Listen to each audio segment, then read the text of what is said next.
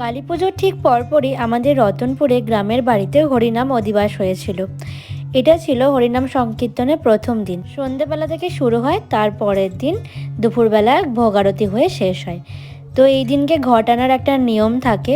গ্রামের পুকুর থেকেই দাদারা সবাই ঘট আনতে গেছিলো, আমিও গেছিলাম যথারীতি দাদাদের সাথেই। এবারে আবার কুকিসও গেছিলো, দেখতে পাচ্ছ গামছা নিয়ে কেমন স্টাইল করছে।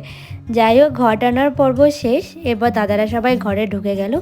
তারপরে শুরু হয়ে যায় আমাদের হরিনাম সংকীর্তনের নাম গান। আর এই যে আমি কুকিস আর আমার গোপলু। এরপর শুরু হয় সন্ধ্যা আরতি। আমার একজন মহারাজ জেঠু আছেন, যিনি এখন রাজারহাট রামকৃষ্ণ মিশনের প্রেসিডেন্ট মহারাজ।